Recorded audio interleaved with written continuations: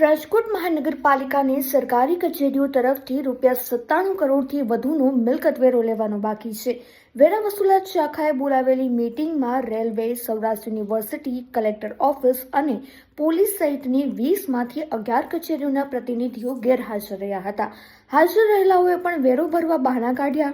વેરા વિભાગના મેનેજર વત્સલ પટેલના જણાવ્યા મુજબ હવે આ મામલે કમિશનર મારફતે ગાંધીનગર ખાતે રજૂઆત કરવામાં આવશે.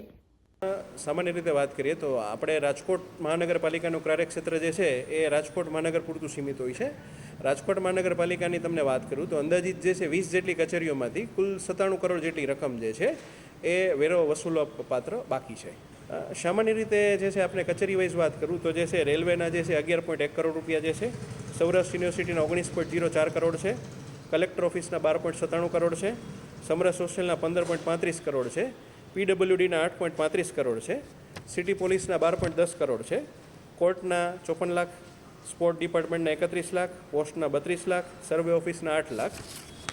ત્યારબાદ આપણે વાત કરું તો CGSTના જે છે એના 21 લાખ, ESICના 16 લાખ, પોસ્ટલ ડેપોના 17 લાખ, જિલ્લા પંચાયતના 19 લાખ, BSNL ટાવરના 13.90 કરોડ, GSRTCના 99 લાખ, PGVCLના 48 લાખ, આપણે કેન્દ્રીય સ્કૂલના જે છે એના 95 લાખ, અભિલેખાગારના 11 લાખ, MG હોસ્ટેલના 22 લાખ. આ પૈકી મેં તમને જે નાની રકમો જે છે એ સામાન્ય રીતે એડવાન્સ વેરો વળતર અથવા તાજેતરમાં જે બિલ જનરેટ થયા હોય એમના જ જે છે, મુખ્યત્વે જે 7 કચેરી જે છે કે જેના કરોડો રૂપિયામાં બાકી છે એમના જ જે છે જૂની બાકીમાં છે.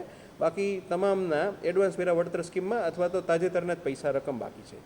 સામાન્ય રીતે જે છે આ તમામ જે છે સરકારી કચેરીઓ છે અને સરકારી કચેરીઓમાં સામાન્ય રીતે આપણે વિચારીએ તો દિન પ્રતિદિન આપણને જે છે તમામ રાજકોટના સિટીઝનોને જેનો લાભ લેવાનો થતો હોય અથવા તો કોઈ સહાય કે સેવા લેવાની થતી હોય એવી આ કચેરીઓ છે. હાલ જે છે એ આપણે તમામનું મિનિટ્સ ઓફ મિટિંગ બનાવી અને તમામ કચેરીઓના અધ્યક્ષને જે છે આ બાબતમાં ધ્યાન દોરવામાં આવેલું છે.